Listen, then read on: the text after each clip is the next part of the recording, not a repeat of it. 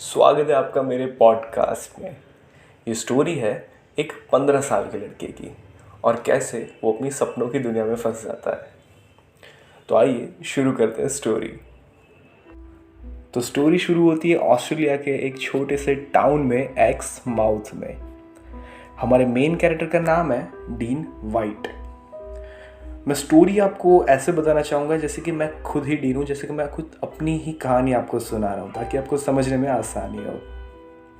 तो स्टोरी शुरू होती है, मेरी फैमिली में हम 5 लोग रहते हैं। मैं डीन वाइट, मेरा छोटा भाई सैम वाइट जो कि 10 साल का है, मेरे फादर विलियम वाइट, मेरी मॉम स्टेफनी वाइट और हाँ, मेरी प्यारी सी डॉग जिनी। लाइफ काफ़ी अच्छी जा रही थी जब तक कि मैं 15 साल का नहीं हो गया। अब आप सोच रहे होंगे ऐसा क्यों, बताऊंगा। कभी कभी लगता है कि क्या हमें ज़िंदगी के बारे में सब कुछ पता है, लाइफ के बारे में, आफ्टर लाइफ के बारे में? तो जवाब है नहीं। ये कहानी शुरू होती है ठीक मेरे जन्मदिन के एक दिन पहले से, 6 अगस्त 2017। पता नहीं था कि खुद मौत मेरा इंतज़ार कर रही होगी मेरे जन्मदिन के बाद। 5 अगस्त को जिस न्यूज़ आई टीवी पे कि it's an orange alert in our town. मौसम के हाल काफ़ी ख़राब थे, स्कूल्स भी करीब एक हफ्ते के लिए बंद हो चुके थे मेरे, और अब लगता है बर्थडे मेरी फैमिली के साथ ही जाएगी। सैम मेरा दिमाग खा जाएगा। मुझे मेरे फादर की कैसे उन्होंने बिज़नेस स्टार्ट किया, कैसे उन्होंने अपना कैफ़े खोला, उनकी सक्सेस स्टोरी सुननी पड़ेगी, वो भी 1000वीं बार।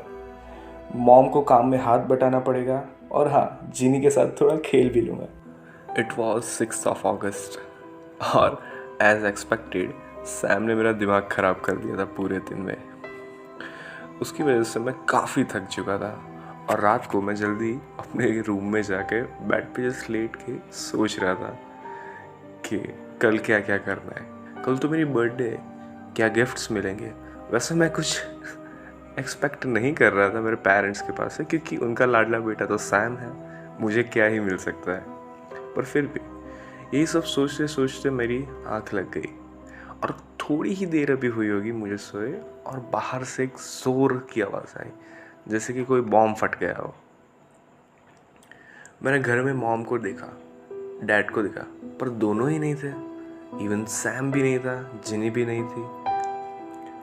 मैं बाहर गया देखने, तो बाहर मैं क्या देखता हूँ, सारी ओर आग लगी हुई है, धुएं निकल रहे हैं आसमान में, सायरन्स बज रहे हैं, लोग यहाँ से वहाँ भाग रहे हैं। एक चीज़ मैंने नोटिस की कि वहाँ पे लोग जो थे वो कोरियन या तो जापानीज़ या चाइनीज़ जैसे दिख रहे थे सब। एक्चुअली लोग ही नहीं, पूरा नेबरहुड बदल चुका था।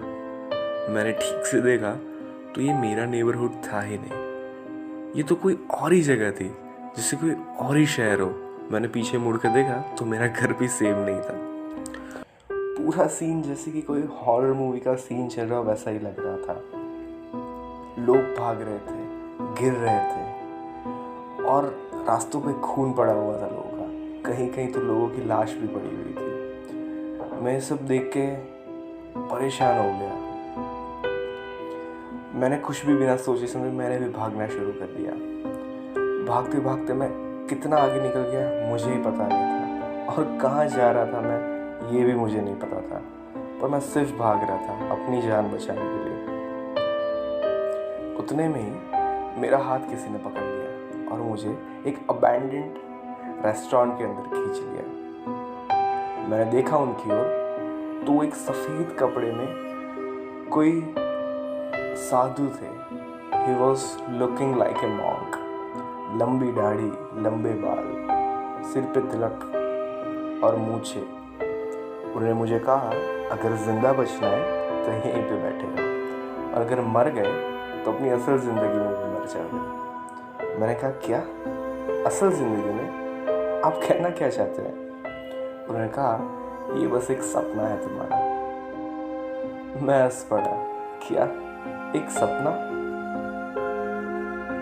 उन्होंने कहा, ये एक तुम्हारा फैमिली कर्स है। मैं कुछ समझ नहीं पा रहा था। फैमिली कर्स, सपना, बॉम्ब, न्यूक्लियर वेपन, ये सब क्या हो क्या रहा था।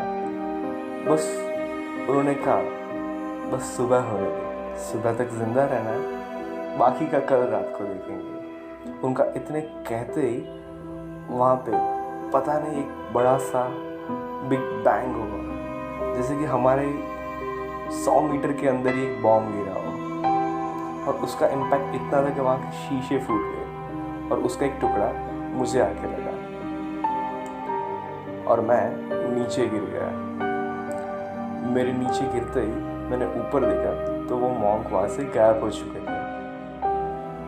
बस ऐसे ही 1 घंटे के अंदर ही सुबह की पहली किरण निकली वहाँ से, और मैंने देखा कि सब कुछ गायब हो चुका है, कोई था ही नहीं वहाँ पे। तो फिर मैं मुड़ के देखता हूँ, उतनी देर में मैं अपने घर के अंदर बैठा था, मैं अपने बेड पर था।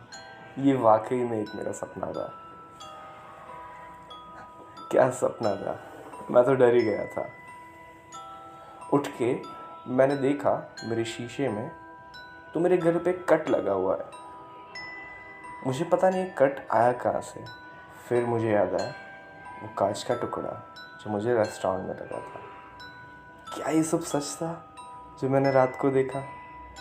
क्या सिर्फ एक सपना था? देखेंगे अगले एपिसोड में। सो दोस्तों, ये स्टोरी है एक बुक में से। बुक का नाम मैं आपको आखिरी में बताऊंगा। तब तक की बने रहिए हमारे साथ।